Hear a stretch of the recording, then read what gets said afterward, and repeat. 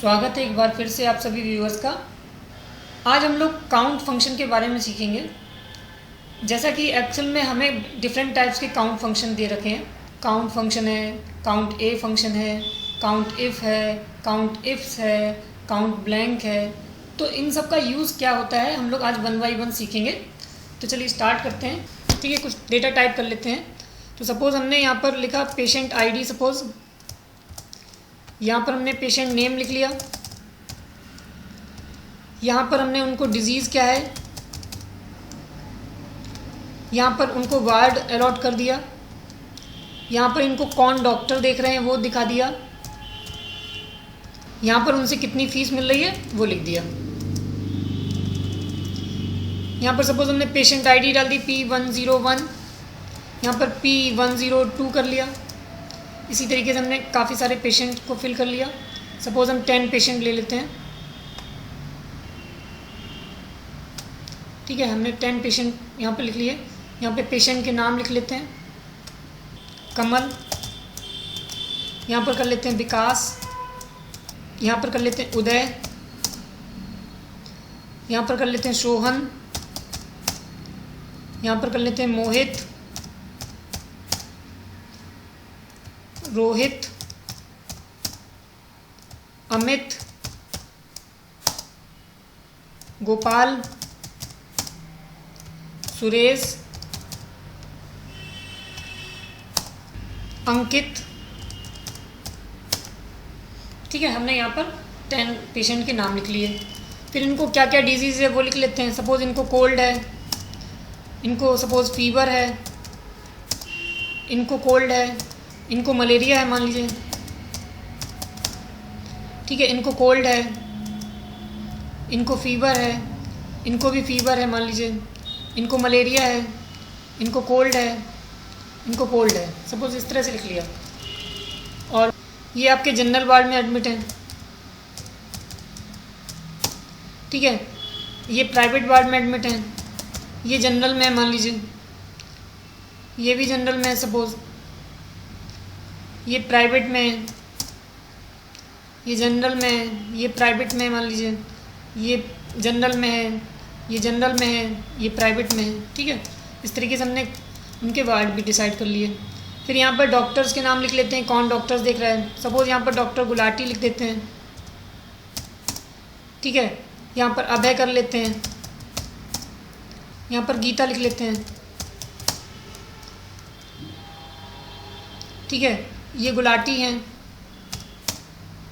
ठीक है, इनको अभय देखते हैं मान लीजिए, इनको डॉक्टर गीता देखती हैं मान लीजिए, इनको अभय देखते हैं मान लीजिए, इनको गुलाटी देखते हैं। सपोज़ डॉक्टर, इनको भी डॉक्टर गुलाटी देखते हैं।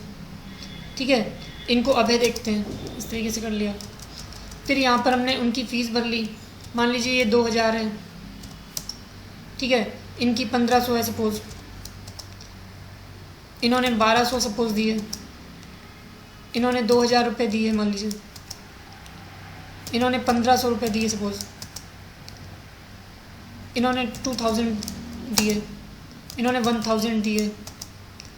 ठीक है, इन्होंने 2500 दिए है ना, इन्होंने 2000 फीस पे करी है, इन्होंने 1000 पे करा है। ठीक है, तो इस तरीके से हो गया।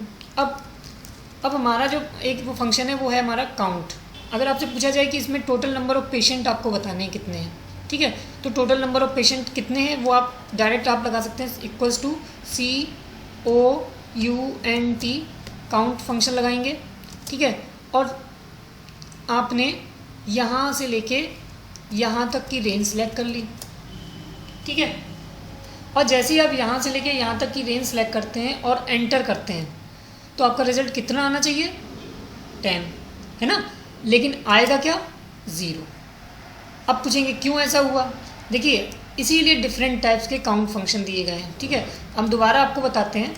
यहाँ पे लगा लेते हैं इक्वल्स टू COUNT काउंट। ठीक है, जैसे ही आप काउंट फंक्शन लिखते हैं तो देखिए काउंट फंक्शन की डेफिनेशन बता रहा है, count the number of cells. ठीक है, ये नंबर ऑफ सेल्स को काउंट करता है। ठीक है, इन अ रेंज, जो भी आपने रेंज सेलेक्ट करी है, डेट कंटेन्स नंबर्स। ठीक है, जो नंबर कंटेन कर रहे होंगे। लेकिन हमने जो रेंज ली थी वो क्या ली थी, अल्फ़ा न्यूमेरिक यानी कि टेक्स्ट लिया था, जिस वजह से रिजल्ट हमारा क्या आ गया, 0। ये काउंट फंक्शन केवल नंबर के लिए काम करता है, अल्फ़ा न्यूमेरिक या टेक्स्ट के लिए काम नहीं करता। ठीक है, तो अगर इसको नंबर्स मिलेंगे उन्हीं को वो काउंट करेगा, बाकी को वो इग्नोर कर देगा। That's why your result becomes 0। इसी वजह से आपका रिजल्ट जो था वो 0 आ रहा था। ठीक है, तो अब यहाँ पर हम लोग अगर काउंट लगाना है तो हम लोग किस पे लगा सकते हैं, हमारे पास एक कॉलम है फीस का, जिस पर हम लोग सिलेक्ट करेंगे तो आपको रिजल्ट कितना मिल गया, 10।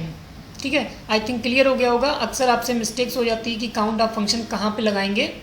तो जो काउंट फंक्शन होता है वो केवल और केवल आपका न्यूमेरिक डेटा पे काम करता है। ठीक है, अल्फ़ा न्यूमेरिक या टेक्स्ट बोलते हैं जिसको, वह उस पर काम नहीं करेगा। ठीक है, अच्छा, तो अगर मान लीजिए हमारे पास ऐसा डेटा हो ही नहीं, अगर मान लो हमारे पास फीस का डेटा नहीं होता, तब हम क्या करते, उस केस में हमें गिनना होता तो कैसे काउंट करते।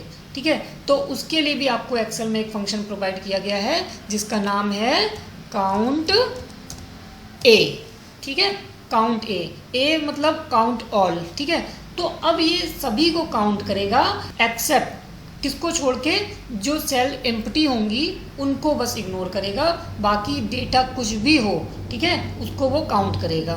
ठीक है, क्या कह रहा है उसकी डेफिनेशन में, counts the number of cells in a range, ठीक है, डेट आर नॉट एम्प्टी, यानी कि वो एम्प्टी नहीं होनी चाहिए। ठीक है, यानी कि सेल खाली नहीं होनी चाहिए, अगर वो खाली होगी तभी वो उसको नहीं काउंट करेगा, अदरवाइज कुछ भी लिखा होगा वो उसको काउंट करेगा। तो चलिए चेक कर लेते हैं। अब हम लोग यहाँ पर ये सेल ले ली हमने और हमने यहाँ पर इसको काउंट कर लिया।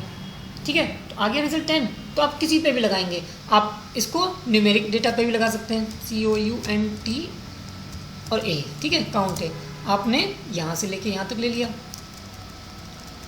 ठीक है, तो ये दोनों पे काम कर जाएगा, लेकिन काउंट फंक्शन जो है वो केवल और केवल नंबर पे काम करेगा, टेक्स्ट पे नहीं करेगा। ठीक है, याद रख लीजिए।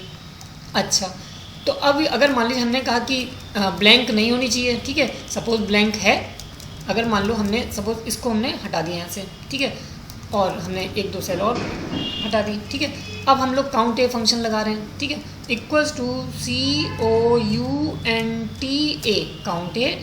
ठीक है, अब हमने कहा कि यहाँ से लेके हमने यहाँ तक रेंज सेलेक्ट कर ली। ठीक है, तो ये हमें कितना बताएगा, 8 रिजल्ट आना चाहिए। क्यों, क्योंकि 2 सेल तो ब्लैंक है ना, तो इसलिए जैसे ही क्लिक करेंगे वैसे ही देखिए कितना रिजल्ट आ गया आपका, 8 है ना, ये आपका रिजल्ट कितना आ गया, 8। ठीक है, ठीक है, आपका रिजल्ट कितना आ गया, 8। तो इस तरीके से आप देखते हैं कि हमारा जो काउंट फंक्शन होता है वो केवल नंबर पे वर्क करता है, जबकि काउंट ए फंक्शन होता है वो सभी सेल को काउंट करता है, लेकिन वो सेल एम्प्टी नहीं होनी चाहिए। ठीक है, केवल एम्प्टी सेल को वो इग्नोर करेगा, बाकी सब सेल को काउंट करेगा। ठीक है, एक बात ये। अच्छा, अब काउंट हो गया, काउंट ए हो गया। ठीक है, अब ज़रूरत पड़ती है, अगर मान लीजिए अब हम यहाँ पर फिर से लिख लेते हैं अमित, अंकित लिख लेते हैं, कोई दिक्कत नहीं। ठीक है, और यहाँ पर हम लोग लिख लेते हैं उदय। ठीक है, ये नाम लिख लिया। अब सपोज़ हमें यहाँ पर ज़रूरत पड़ रही है इनके कॉन्टैक्ट नंबर की, सपोज़। ठीक है, तो हमने यहाँ पर इनके कॉन्टैक्ट नंबर लिख दिए। ठीक है, यहाँ पर अब कुछ भी नंबर हमने डाल दिया है ना, इनके कॉन्टैक्ट नंबर फिल कर दिए।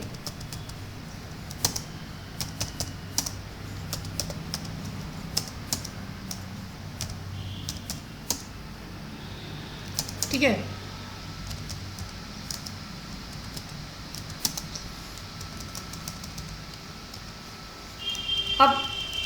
अब मान लीजिए अब हमें करना क्या है, यहाँ पर हमें ये देखना है कि कितने पेशेंट हैं जिन्होंने अभी हम लोगों को कॉन्टैक्ट नंबर नहीं दिए हैं। ठीक है, यानी कि उन पेशेंट को हमें गिनना है जिन्होंने अभी हमें कॉन्टैक्ट नंबर नहीं दिया है। ठीक है, तो उस केस में क्या करेंगे, अब देखिए काउंट फंक्शन काम कर रहा था केवल नंबर पे, तो वो नंबर गिन रहा था। ठीक है, अच्छा, काउंट ए फंक्शन था, वो काउंट तो कर रहा था लेकिन ब्लैंक सेल को इग्नोर कर रहा था। ठीक है, अब लेकिन अब हमारी सिचुएशन ये आई है, अब हम आपसे वो सेल काउंट कराना चाहते हैं जो सेल ब्लैंक हैं, ठीक है। अब हम ना ही आपसे न्यूमेरिक डेटा काउंट करने के लिए बोल रहे हैं और ना ही हम आपसे अल्फा न्यूमेरिक यानी कि टेक्स्ट टाइप का डेटा काउंट करने के लिए बोल रहे हैं। अब हम आपसे कह रहे हैं कि आप हमें जितनी भी ब्लैंक सेल्स हैं, ठीक है, और यहाँ पर ब्लैंक सेल किसको डिनोट कर रही हैं, यहाँ पर ब्लैंक सेल बता रही हैं कि जिनके कॉन्टैक्ट नंबर मिसिंग हैं, यानी कि जिन्होंने अपने कॉन्टैक्ट नंबर हमें नहीं दिए हैं, हमें उनको काउंट करना है कि कितने नंबर ऑफ पेशेंट हैं जिन्होंने अभी तक हमें कॉन्टैक्ट नंबर नहीं दिया है, ठीक है। तो उस केस में आप क्या करेंगे, तो उस केस में ना तो आपका काउंट फंक्शन वर्क करेगा, ना ही आपका काउंट ए फंक्शन वर्क करेगा, ठीक है। तो कौन सा फंक्शन वर्क करेगा, वो है आपका फंक्शन है काउंट ब्लैंक, ठीक है, इक्वल्स टू COUNT BLANK, ठीक है। जैसे ही काउंट ब्लैंक लिखेंगे, देखिए यहाँ पर डेफिनेशन आपके सामने आ गई, वो कह रहा है counts the number of empty cells, ठीक है। ये केवल और केवल एम्प्टी सेल्स को गिनने के लिए बनाया गया है, ठीक है, in a specified range of cells. जो भी आपने रेंज देंगे उसमें जितनी भी ब्लैंक सेल्स होंगी केवल उनको काउंट करेगा। तो सपोज हमने यहाँ से लेके यहाँ तक हमने सबको सिलेक्ट कर लिया और जैसे ही हमने एंटर प्रेस किया, देखिए कितनी आ गई, 3 सेल्स आपने ब्लैंक करी थी और मान लीजिए सपोज एक और ब्लैंक कर लेते हैं तो 4 हो गई, और अगर आप मान लीजिए यहाँ पर कुछ भर देते हैं तो ये कम होती चली जाएंगी, ठीक है। देखिए जैसे जैसे, और यहाँ पर आपने कर दिया, अब एक बची इसको भी फिल कर दिया अगर, तो आपको 0 रिजल्ट आ जाएगा, ठीक है। तो काउंट ब्लैंक क्या करेगा, वो केवल एम्प्टी सेल को काउंट करेगा, ठीक है। ये हो गया है ना, तो इस तरीके से हो जाता है। अब यहाँ पर हम न्यूमेरिक डेटा भर लेते हैं, मान लीजिए, ठीक है, यहाँ पर कुछ डेटा भर लेते हैं, ठीक है, इस तरीके से हमने डेटा भर लिया। अच्छा, अब हमें ज़रूरत पड़ रही है कि हमारे इस हॉस्पिटल में कोल्ड के कितने पेशेंट हैं, ठीक है, या मलेरिया के कितने पेशेंट एडमिट हुए हैं, या फीवर के कितने पेशेंट एडमिट हुए हैं, ठीक है। या फिर हमें ये जानना हो कि मान लीजिए हमारे जनरल वार्ड में कितने पेशेंट एडमिट हैं, या प्राइवेट वार्ड में कितने पेशेंट एडमिट हैं, या फिर हम ये जानना चाहते हैं कि डॉक्टर गुलाटी कितने पेशेंट को देखते हैं, या डॉक्टर गीता कितने पेशेंट को देखती हैं, या डॉक्टर अभय कितने पेशेंट को देखते हैं, है ना। तो ये इस तरह की चीज़ें हों, या फिर हम ये जानना चाहें कि कितने ऐसे नाम हैं जो R से स्टार्ट हो रहे हों, कितने ऐसे नाम हैं जो N पे एंड हो रहे हों, कितने ऐसे नाम हैं जो A से स्टार्ट हो रहे हों और N पे ख़त्म हो रहे हों, या A से स्टार्ट हो रहे हों A पे ही ख़त्म हो रहे हों, है ना। इस तरह की जहाँ पे सिचुएशन आ जाती है वहाँ हम कौन सा फंक्शन लगाएंगे, यानी कि हमें गिनने की तो बात कर रहा है, लेकिन गिनना हमें उसकी कंडीशन के अकॉर्डिंग है, जैसा वो बोल रहा है वैसा हमें यहाँ पर करना है। तो उस केस में हम क्या करेंगे, उस केस में ना तो हमारा काउंट फंक्शन काम करेगा, ना काउंट ए फंक्शन काम करेगा, ना हमारा काउंट ब्लैंक फंक्शन काम करेगा। तो हमें कौन सा फंक्शन लगाना पड़ेगा, तो एक्सेल ने आपको एक फंक्शन प्रोवाइड किया है जिसका नाम है count if. Count if function जो है वो काउंट तो करेगा, लेकिन आप जो कंडीशन देंगे उसके अकॉर्डिंग। लेकिन काउंट इफ़ में एक कंडीशन उन्होंने लगा रखी है कि आप यहाँ पर केवल और केवल एक ही कंडीशन दे सकते हैं, यानी कि वो एक सिंगल कॉलम के लिए या एक सिंगल रो के लिए काम करेगा, ठीक है। आप मल्टीपल कॉलम्स में या मल्टीपल रोज़ में इस फंक्शन का यूज़ नहीं कर पाएंगे, ठीक है। अब अगर ऐसी सिचुएशन आएगी तो कौन सा फंक्शन हम लोग यूज़ करेंगे, तो वो हम लोग अभी नेक्स्ट बात करेंगे। अभी हम लोग समझते हैं कि काउंट इफ फंक्शन कैसे काम करेगा।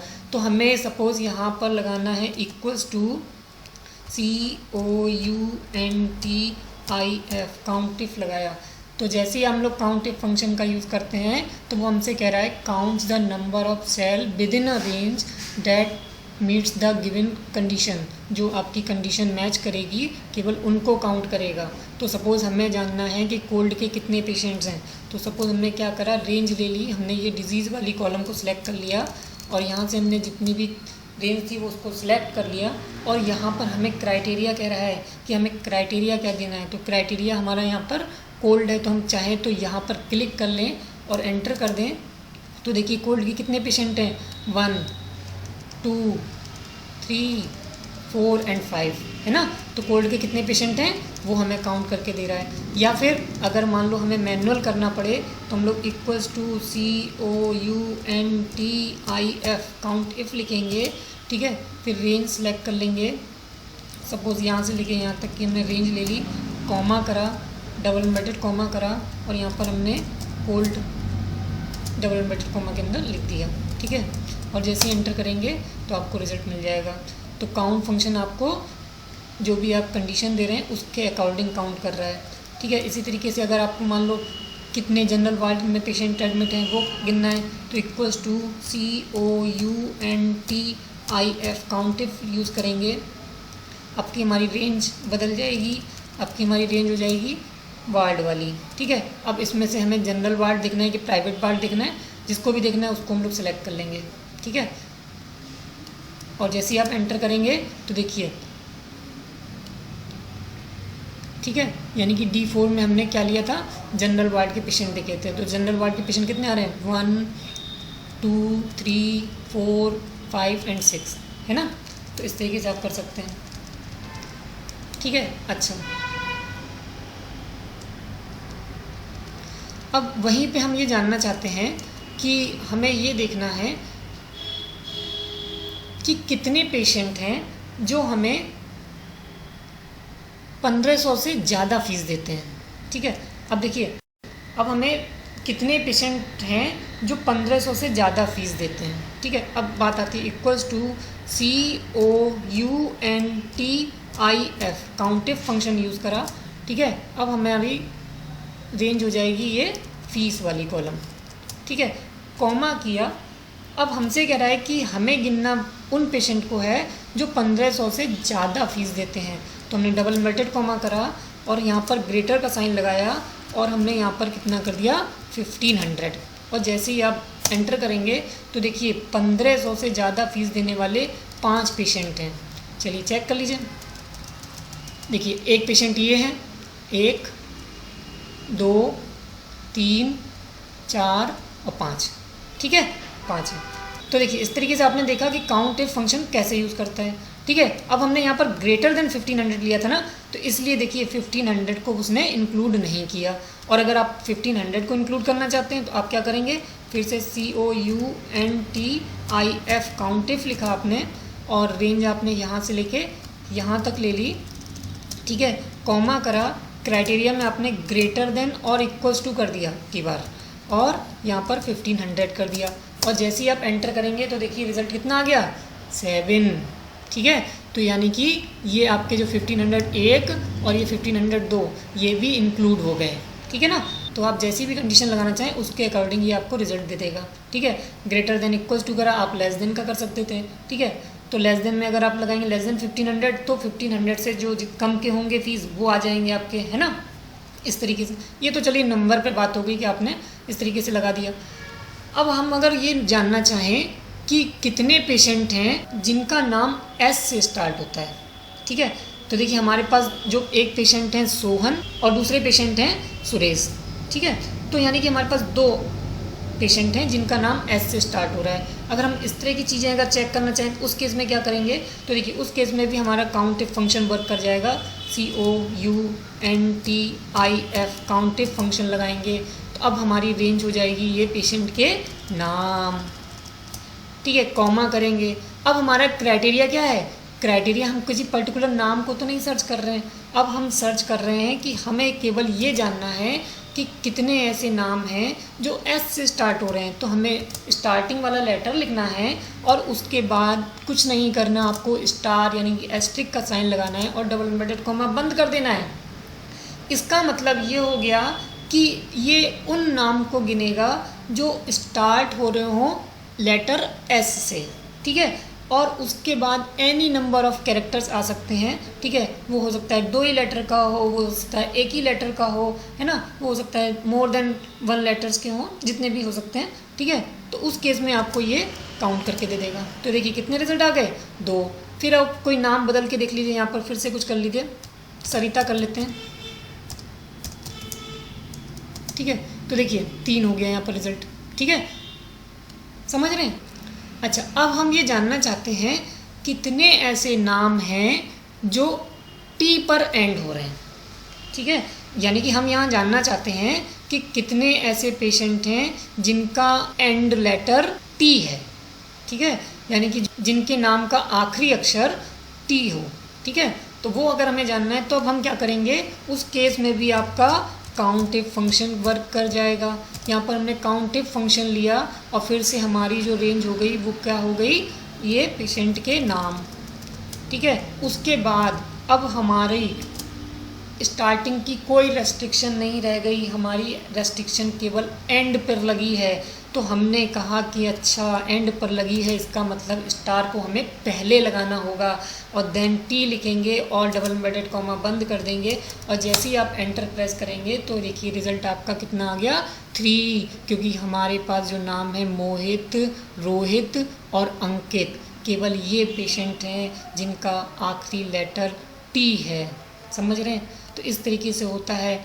और अगर आप ये जानना चाहते हैं कि कितने ऐसे पेशेंट हैं जिनका स्टार्टिंग लेटर ए है और एंड लेटर टी है। ठीक है, अभी आपने कहा था कि स्टार्टिंग लेटर एस होना चाहिए। ठीक है, अभी आपने कहा था कि एंड लेटर टी होना चाहिए। ठीक है, लेकिन अब आपने कंडीशन ये लगाई है कि आप चाहते हैं कि जो भी नाम हो वो ए से स्टार्ट हो और टी पर एंड हो। ठीक है, आप क्या चाहते हैं कि आप चाहते हैं जिनके नाम ए से स्टार्ट होते हों और टी पर एंड होते हों, हमें उन पेशेंट के नंबर्स काउंट करने हैं। ठीक है, उस केस में भी आपका काउंट फंक्शन वर्क करेगा। तो देखिए इक्वल्स टू लगाएंगे, COUNTIF लिखेंगे और ब्रैकेट लगाएंगे, फिर आप यहाँ से लेके यहाँ तक रेंज सेलेक्ट कर लेंगे। ठीक है, उसके बाद कॉमा लगाएंगे। अब फ़र्क बस इतना है कि आप चाहते क्या हैं।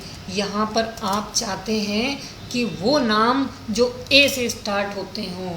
ठीक है, और आप चाहते हैं कि जिनका आखिरी लेटर क्या हो, टी, और बीच में कुछ भी और कितने भी लेटर आ सकते हैं। ठीक है, तो यहाँ पर यानी कि रेस्ट्रिक्शन ख़त्म होती है बीच में और रेस्ट्रिक्शन लग कहाँ रही है, बिगिनिंग और एंड में। ठीक है, तो आपने आखिरी लेटर क्या कर दिया, टी, यानी कि ये देखेगा कि कौन से ऐसे नाम हैं जो ए से स्टार्ट हो रहे हों और टी पर एंड हो रहे हों और इन बिटवीन कितने भी लेटर्स आ सकते हैं। ठीक है, तो जैसे ही आप एंड करेंगे तो रिज़ल्ट आपको मिल रहा है 1। क्यों 1 मिल रहा है, यहाँ पर केवल और केवल हमारे पास एक ही पेशेंट है जिसका नाम ए से स्टार्ट होता है और टी पर एंड होता है, वो है आपके अंकित।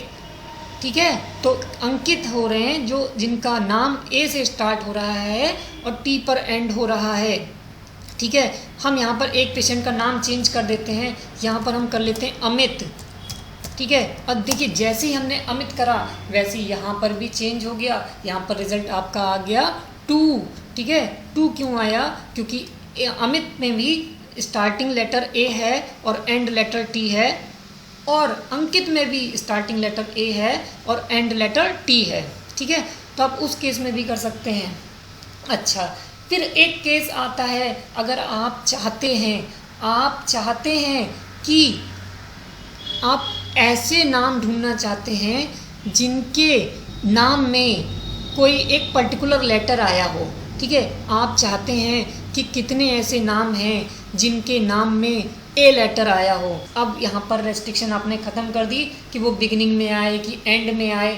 अब आप चाहते हैं केवल और केवल ये चाहते हैं कि जिन नाम में ए आया हो, चाहे वो कहीं पर भी आया हो, आप उनको काउंट करना चाहते हैं। उस केस में क्या करेंगे, देखिए, तो उस केस में भी आपका जो काउंट फंक्शन है वो प्रॉपर वर्क करेगा। वो कैसे करेगा, चलिए हम लोग देखते हैं। इक्वल्स टू लगाएंगे, COUNT काउंट इफ़ लगाएंगे। ठीक है, क्योंकि हमें कंडीशन लगानी है।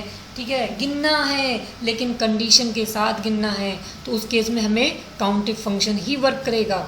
ठीक है, अब हमने रेंज तो अपनी यही नेम को रखा है क्योंकि हमें गिनना उनको नाम ही है, लेकिन अब हमने कहा है कि हमें इस बात से मतलब नहीं है कि वो ए कहाँ पर आ रहा है, हमें बस मतलब इस बात से है क्या उस नाम में ए आ रहा है।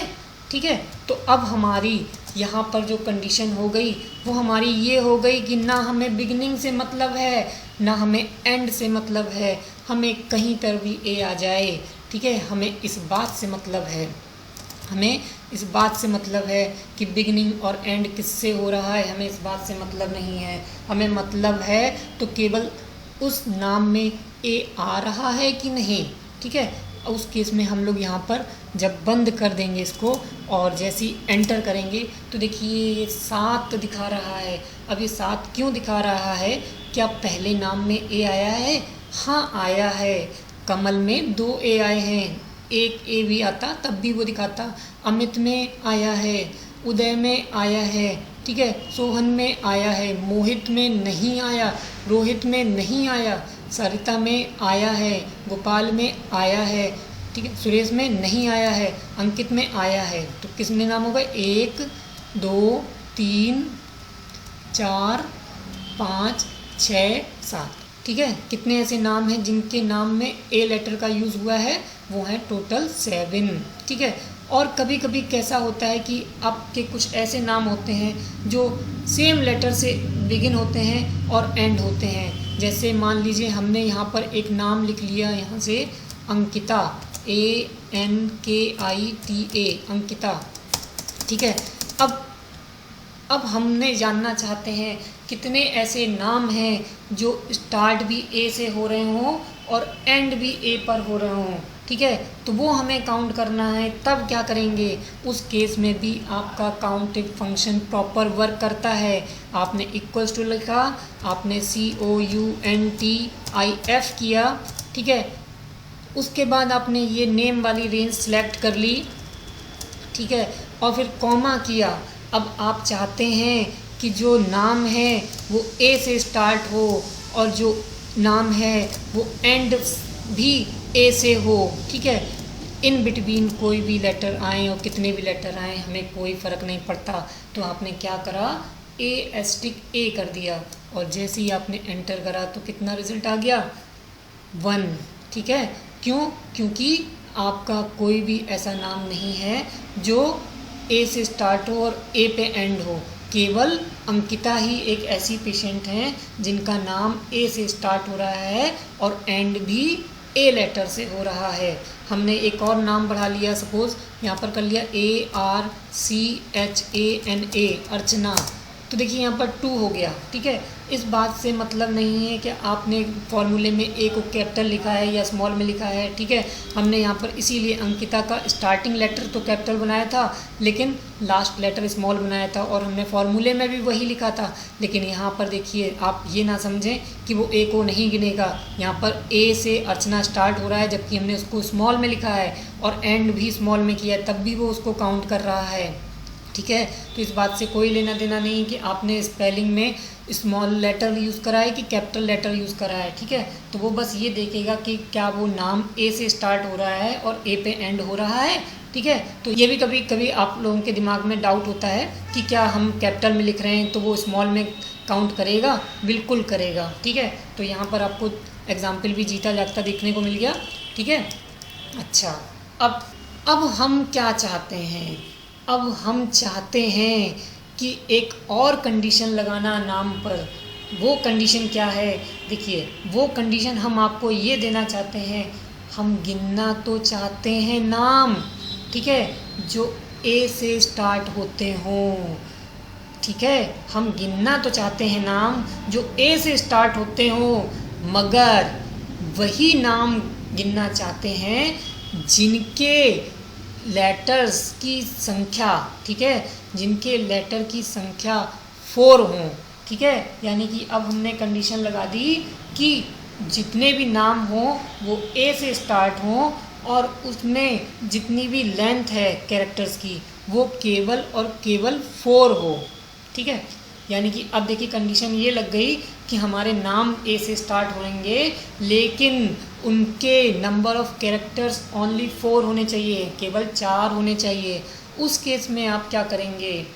तो देखिए उस केस में भी आपका काउंटिव फंक्शन प्रॉपर वर्क करेगा।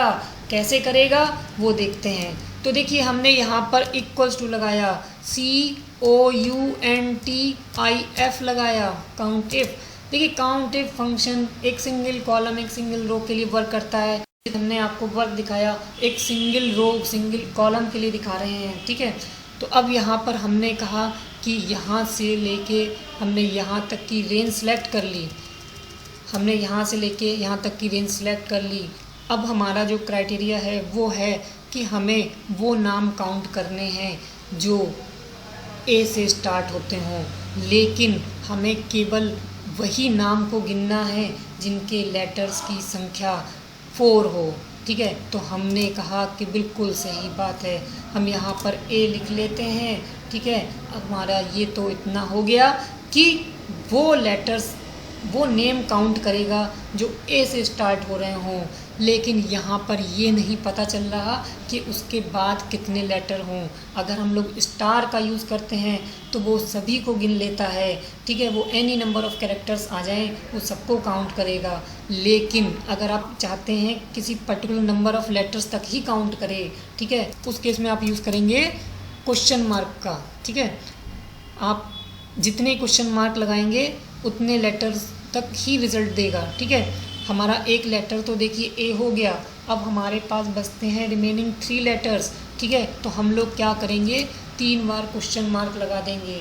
इससे क्या होगा, इससे ये होगा कि ये फंक्शन केवल उन पेशेंट के नाम को काउंट करेगा जो ए से स्टार्ट हो रहे हों और उनके बाद केवल 3 लेटर्स आ रहे हों, ठीक है। यानी कि उसकी टोटल लेंथ 4 हो रही हो ए को इंक्लूड करते हुए, केवल उनको गिनेगा। तो देखिए अमित एक ऐसे पेशेंट हैं जिनका नाम ए से स्टार्ट हो रहा है और उनके स्पेलिंग में केवल 4 अल्फ़ाबेट्स यूज़ हुए हैं। उसी तरीके से आप देखेंगे अंकिता ए से स्टार्ट हो रही हैं, लेकिन उसमें नंबर ऑफ़ लेटर्स ज़्यादा हैं, 4 नहीं है। इसी प्रकार से अंकित हैं, अंकित में भी 4 से ज़्यादा लेटर्स का यूज़ किया है। तो यहाँ पर जो आपका रिज़ल्ट आना चाहिए वो आना चाहिए 1। जैसे ही आप एंटर करेंगे तो देखिए रिज़ल्ट आपके सामने आ रहा है 1। क्यों? क्योंकि इसने केवल और केवल अमित को काउंट किया, बाकी सबको छोड़ दिया, ठीक है। अब हम यहाँ पर एक नाम और चेंज कर देते हैं, हम यहाँ पर कर देते हैं अजय, ठीक है। तो देखिए जैसे ही हमने यहाँ पर अजय किया वो यहाँ पर 2 आ गया। क्यों? क्योंकि वो ए से स्टार्ट हो रहा है और उसमें नंबर ऑफ़ लेटर्स कितने हैं, 4, ठीक है। तो इस तरीके से आप देख रहे हैं कि काउंट इफ फंक्शन के हम लोग डिफरेंट यूज़ कर सकते हैं, ठीक है।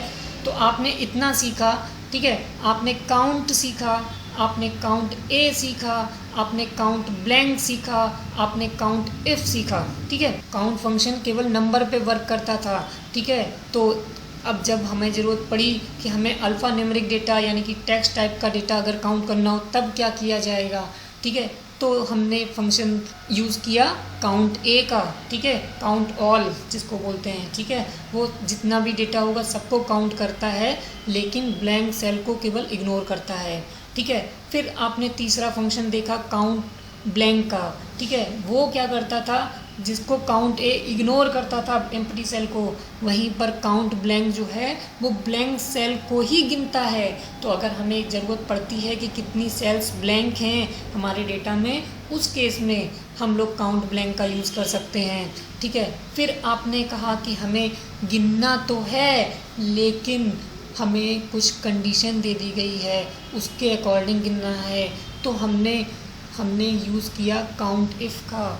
लेकिन अब आपकी जिज्ञासा और बढ़ती है, अब आप चाहते हैं कि हम गिनना तो चाहते हैं लेकिन हम एक कॉलम में बंधना नहीं चाहते कि आप एक ही कॉलम से डेटा काउंट करें। अब हम डेटा मल्टीपल कॉलम से चाहते हैं, ठीक है, हम एक सिंगल कॉलम से नहीं चाहते, ठीक है। उस केस में हम कौन सा फंक्शन यूज़ करेंगे, लेकिन हम कंडीशन मल्टीपल कॉलम्स में अप्लाई करें तब, ठीक है। उस केस में भी आपको एक्सेल ने एक फंक्शन प्रोवाइड किया है जिसका नाम है काउंट इफ्स, ठीक है, जहाँ पर आप मल्टीपल कॉलम्स में मल्टीपल कंडीशन अप्लाई कर सकते हैं। ठीक है। तो जैसा कि हम जानना चाहते हैं सपोज़ यहाँ पर कि कोल्ड के कितने पेशेंट हैं जो जनरल वार्ड में एडमिट हैं, यानी कि अब हमारा क्राइटेरिया बढ़ रहा है। अब हम केवल एक कॉलम की बात ना करके हम 2 कॉलम की बात कर रहे हैं, यानी कि मोर देन 1 कॉलम की बात कर रहे हैं। उस केस में हम चाहते हैं कि केवल उन पेशेंट को गिना जाए जिनकी डिज़ीज़ कोल्ड है और जिनको जनरल वार्ड में एडमिट किया गया है। हम केवल उन पेशेंट को केवल गिनना चाहते हैं। उस केस में आप क्या करेंगे? उस केस में आप यूज़ करेंगे काउंट इफ्स का। वहाँ पर आपका काउंट इफ फंक्शन काम नहीं करेगा, क्योंकि वो केवल एक सिंगल रेंज सिंगल क्राइटेरिया पर काम करता है। अब आपको मल्टीपल रेंज लेनी है और मल्टीपल क्राइटेरिया देना है। उस केस में आप यूज़ करेंगे काउंट इफ्स फंक्शन का। तो आप यूज़ करेंगे यहाँ पर COUNTIF और उसके साथ लगा देंगे S। तो देखिए यहाँ पर क्या कह रहा है, count the number of cells specified by a given set of conditions. ठीक है, और क्राइटेरिया, तो यहाँ पर कंडीशंस आपकी ज़्यादा भी हो सकती हैं। तो देखिए यहाँ पर आपने काउंट टिप्स लगाया। अब यहाँ पर पूछ रहा है कि क्राइटेरिया रेंज 1, आप कौन कौन सी क्राइटेरिया रेंज लेना चाहते हैं। तो आप चाहें तो यहाँ पर डिजीज़ वाला कॉलम पहले सेलेक्ट कर सकते हैं, ठीक है, और उसी में से क्राइटेरिया दे देंगे, या फिर आप चाहें तो पहले वार्ड वाला कॉलम सेलेक्ट कर लें और वार्ड वाले से क्राइटेरिया दे दें। ठीक है, तो जैसा भी आप करना चाहें। हम यहाँ पर डिजीज़ वाले कॉलम को फर्स्ट प्रेसिडेंस दे रहे हैं। ठीक है, हम यहाँ पर हमने डिजीज़ वाला कॉलम सेलेक्ट कर लिया, तो ये हमारी क्राइटेरिया रेंज 1 हो गई। फिर हमने कॉमा लगाया। हमने कहा था कि हमें कोल्ड के पेशेंट चाहिए, ठीक है, लेकिन वही पेशेंट जानने हैं जो जनरल वार्ड में एडमिट हैं, ठीक है, उनकी कितनी संख्या है वो निकालना है। तो हम यहाँ से पेशेंट ढूंढ रहे हैं कोल्ड। तो हमारी ये रेंज और क्राइटेरिया पहला कंप्लीट हो गया। लेकिन अब हमारा बचती है दूसरी क्राइटेरिया रेंज। तो दूसरी क्राइटेरिया रेंज हमें मिलेगी यहाँ से लेके यहाँ तक, ठीक है, ये हमारी दूसरी क्राइटेरिया रेंज है। लेकिन उसमें हमें क्राइटेरिया क्या देना है, हम चाहते हैं कोल्ड के पेशेंट जो कि जनरल वार्ड में एडमिट हों। तो यहाँ पर हमने रेंज में जनरल वार्ड वाली रेंज ले ली और क्राइटेरिया यहाँ पर हमने क्या दे दिया, जनरल। तो ये क्या करेगा, उन पेशेंट की संख्या निकाल के देगा जिनको डिजीज़ कोल्ड है और वो जनरल वार्ड में एडमिट हैं, ठीक है, ना ही प्राइवेट को गिनेगा। ठीक है, अब देखते हैं रिज़ल्ट आपका कितना आएगा। चलिए, तो पहले तो हम लोग ऐसे ही कैलकुलेट कर लेते हैं कि ये जो अजय हैं इनको कोल्ड हो रहा है और वो जनरल वार्ड में एडमिट हैं, 1 हो गए। ठीक है, अमित तो फीवर लिए हुए, इनको तो इग्नोर कर ही दीजिए, लेकिन उदय को कोल्ड है और वो भी जनरल में है, तो यानी कि 2 पेशेंट हो चुके हैं अब तक। फिर आते हैं हम लोग अंकिता के पास। अंकिता को मलेरिया है तो इनको तो हम लोग वैसे ही इग्नोर कर देंगे। मोहित को कोल्ड है, कोल्ड तो है लेकिन ये प्राइवेट वार्ड में हैं, इनको हमें नहीं कंसीडर करना है, तो अभी भी हमारे पेशेंट बने हुए हैं 2। फिर अर्चना की बात आती है, अर्चना को तो फीवर है, इनको तो हमें गिनना ही नहीं है, तो इनको भी हम इग्नोर करते हैं। फिर आती है बात सरिता की, सरिता को भी फीवर है, इनको भी हमें ध्यान नहीं देना है। फिर आते हैं हमारे गोपाल जी, गोपाल जी को तो मलेरिया है, इनको तो हमें ध्यान ही नहीं देना है।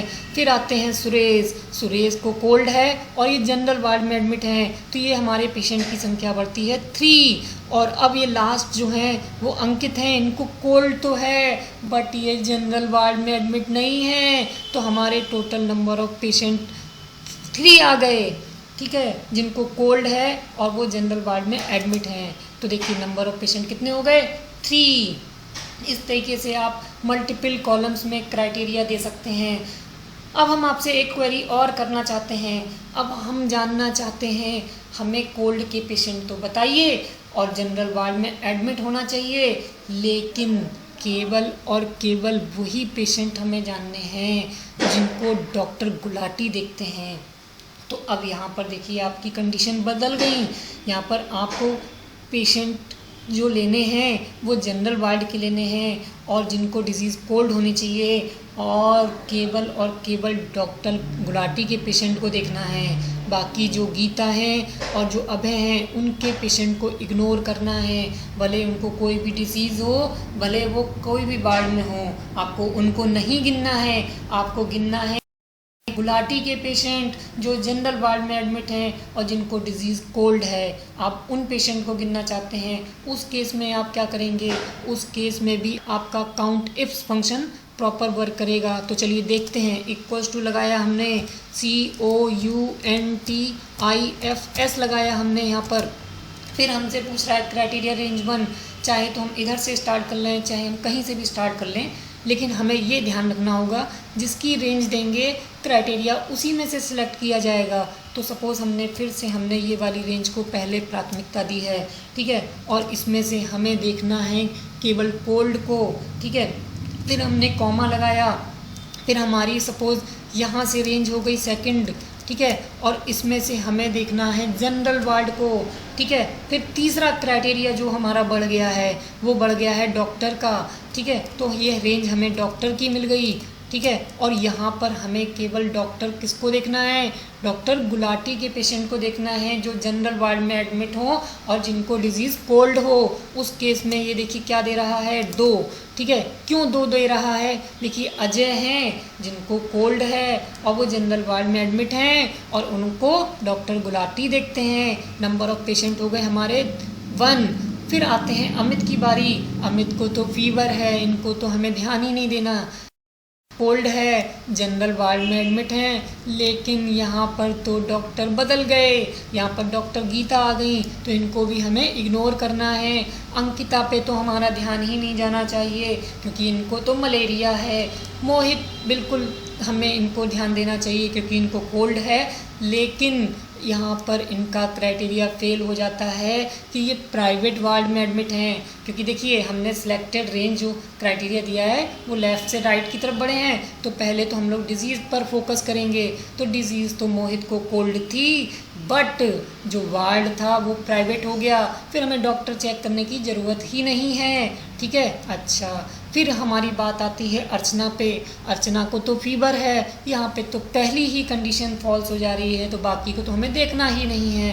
फिर आती है बात सरिता की, इनको भी फीवर है तो इन पर भी ध्यान नहीं देना चाहिए। फिर आती है बात गोपाल की, गोपाल को तो मलेरिया हो रहा है, इन पर तो हमें ध्यान बिल्कुल नहीं देना है। सुरेश पर ध्यान देना है, और सुरेश को देखिए डिजीज़ भी कोल्ड है और सुरेश का जो वार्ड है वो भी जनरल है। और इत्तेफाक देखिए जो इनको डॉक्टर देख रहे हैं वो डॉक्टर गुलाटी देख रहे हैं, और अजय थे जो पेशेंट, उनको भी कोल्ड था, उनका भी वार्ड जनरल था, और उनको जो डॉक्टर देख रहे थे वो डॉक्टर गुलाटी देख रहे थे। अब बात करते हैं यहाँ पर अंकित की। अंकित को कोल्ड है, बिल्कुल कोल्ड है, लेकिन यहाँ पर तो ये प्राइवेट वार्ड में एडमिट हो गए, तो इनको हमें ध्यान नहीं देना है। और यहाँ पर ये अभय हैं, डॉक्टर अभय हैं, तो हमारे जो पेशेंट बने वो केवल अजय और सुरेश, ठीक है। अब हम जरा यहाँ पर इनको जनरल वार्ड में एडमिट कर देते हैं, तब भी संख्या 2 रहेगी, क्योंकि यहाँ पर बात आ रही है अभय की।